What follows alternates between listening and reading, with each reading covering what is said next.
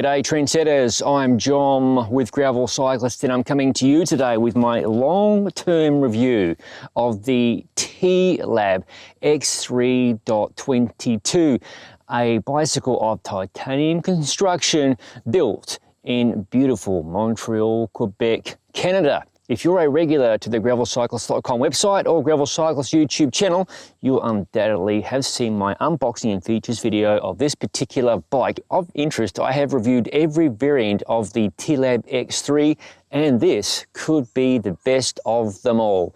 Without further delay, let's crack on with the review. For 2022, the X3 gets a revamp of its geometry designed to enhance the riding experience across every type of road or dodgy terrain. In a nutshell, you get a slacker head tube angle, longer rake, all designed to not compromise handling, maneuverability, and so on. Like any T-Lab, full custom is available, but this is a stock geometry size small, which measures 544 millimeters on the top tube. T-Lab happens to be setting their own trends with sizing. They're not following the popular trend of a mountain bike type drop bar bicycle with a longer top tube, which then requires a shorter stem. In fact, I had the fit of this bicycle dialed in within just a few minutes, and don't forget that bicycle fit is a very personal thing. What works for me may not work for you. The tube/tube shapes of the X3.22 follow in the footsteps of the older X3 models. The tubes are very unique and this bike definitely stands out from the crowd, so T-Lab wasn't interested in changing just for the sake of making a change. T-Lab's ability to shape these tubes adds a claimed 30% stiffness where it counts, but at the same time will not beat the absolute crap out of you during your average mixed surface ride. And then you have the visual appeal of this frame. Now granted, some people like the unpainted raw beauty of a titanium bicycle frame. I totally get that. In my opinion, this half painted, half titanium finish looks the business, especially with its Aussie themed accent, something I obviously find quite appealing. And in the spirit of my real world reviews, I haven't even bothered cleaning it before presenting it to you today, which shows you I used the bike for its intended purpose. Tyre clearance is stated at being 700C by 45mm or 650B by 51mm. Now on these Voyager Cassie carbon wheels with these Panaracer Gravel King SK tyres in 700C by 43mm, which actually measure 44mm on these rims, tyre clearance is excellent on the drive side, which is the important side of the bike. Now on the non-drive side, things get a little bit tight. Now I'm hoping that T-Lab think about revamping that area of the bike.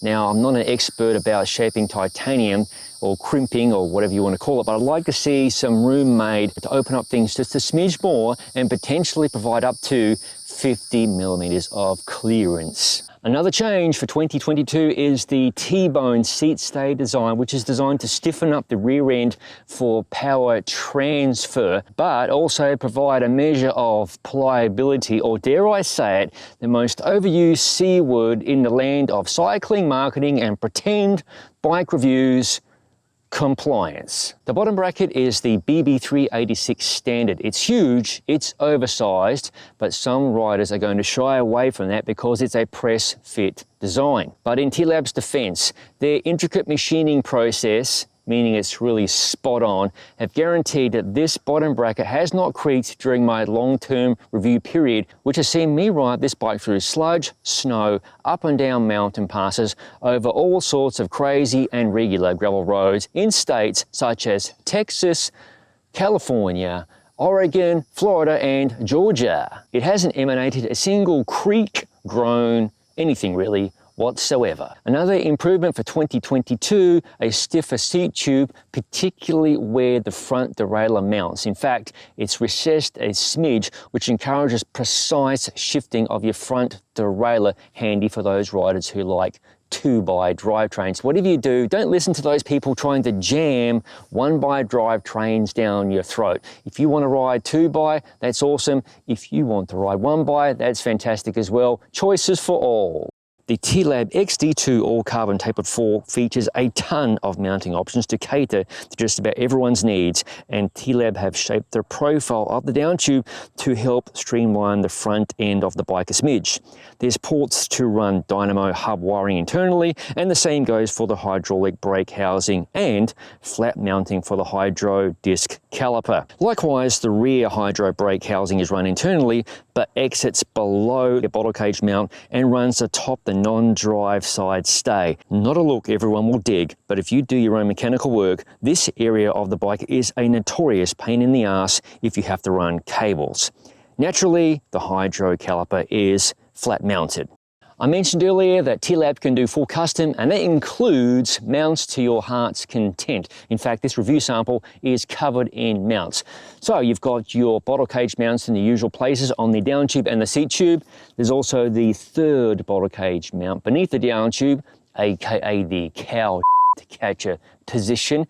Atop the top tube, the bento box feed bag mount, whatever you like to call it, and there's rack and fender mounts at the back end of the bike. The drivetrain on this review sample, well, it's Shimano GRX Di2. It's well proven, it's bomb-proof reliable. I've been riding it for several years. In fact, if you desire to see a no bull long-term review of this drivetrain and the mechanical variant, be sure to do yourself a favor and check out the links in the description below. Finally, the cockpit parts, which are an all-zip affair, including the excellent 70 Explore handlebar.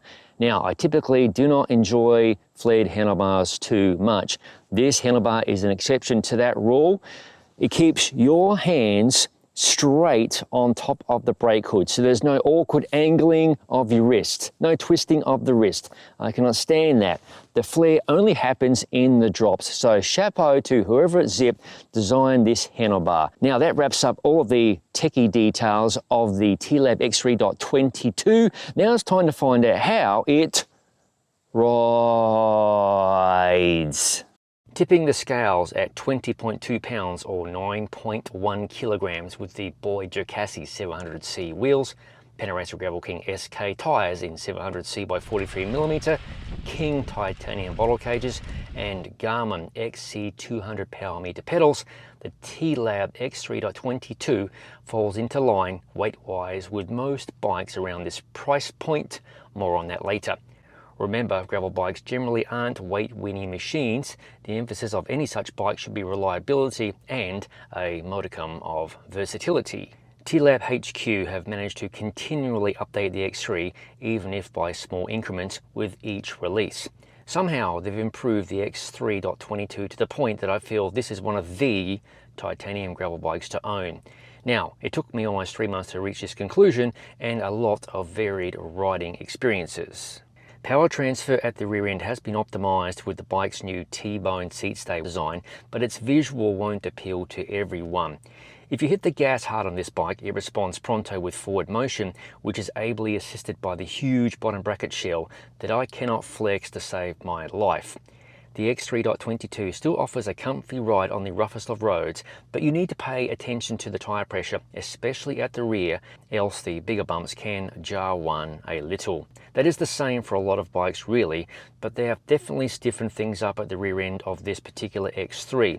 Thankfully, there's a regular round 27.2mm seat post at play, and there's a few nice seat post options out there, including the Zip model, that help mitigate the bumps a smidge with the flex. Moving forward, I'm loving these 43mm wide Gravel King SKs, which are a perfect match on this bike. Think pneumatic suspension. I raced the X3.22 at the inaugural Red Bull Rio Grande Gravel, and a lot of viewers know this already. You don't always have the opportunity to pick your own line when you're scrambling about the place. There were several tricky parts along this course that featured rocky creek beds and one or two dodgy descents. I felt so confident in this bike, I plopped onto the drops, slammed my ass behind the saddle and held on. No worries at all, and remember, I rode a lot of this course one-handed narrating my ride/race experience video as I went along, which speaks volumes for how stable this bike is. The geometry tweaks to the X3.22 are relatively minor in the big scheme of things, but they have made a difference. That stability and confidence transferred to my riding abilities aboard the X3.22 in California, Oregon, and the foothills of the Georgia mountains. I like to think I've got some pretty decent descending skills plunging down your average mountainside, and between the new T-Lab XD fork and the new frame, this bike is pretty handy. All of that descending means there's a complementing amount of climbing, and barring my own inadequacies when the road goes vertical, the X3.22 excelled. I prefer seated climbing about 99.5% of the time, as verified by the Garmin XC200 pedals I'm reviewing ultra long term. The enhanced rear end lends itself to in or out of the saddle efforts on flat roads or going uphill at up to 15%. Your only issue is going to be when traction breaks, when the grades become really steep. I mentioned earlier, I feel tyre clearance needs to be improved on the non-drive side of this bike. Granted, the sort of mud I've encountered that causes catastrophic pack-up resides in places such as Kansas, Georgia, Oklahoma, and certain spots in my South Australian homeland. In those situations, I would ride a narrower Munn-specific tyre, which negates the clearance issue a little. However, there are plenty of tyres for this type of bike measuring 50mm wide, and a lot of riders are loving all of that extra width. There's always a trade-off with the extra width, such as longer stays, which can make a bike feel a little bit slow. But as I mentioned earlier, I'm hoping some non-drive side tube shaping would open up this area of the bike, because I really like its snappy ride.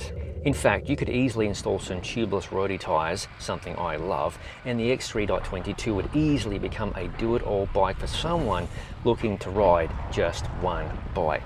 The final quibble I have with this bike is how the rear hydraulic brake caliper mounts. I still find the whole flat mounting of the rear brake to be a total pain in the ass, particularly when you have to align the caliper relative to the rotor. Most newer bikes rely on two fixing bolts, which is the same with the X3.22, but one of them requires an Allen key and the other a small wrench.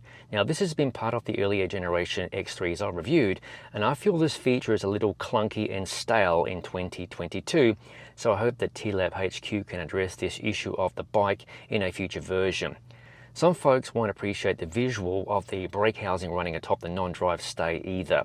On the positive, none of this affects braking performance, and the brake mounting is only a bother for those times when you need to swap to a different rear wheel and have to realign your brake caliper.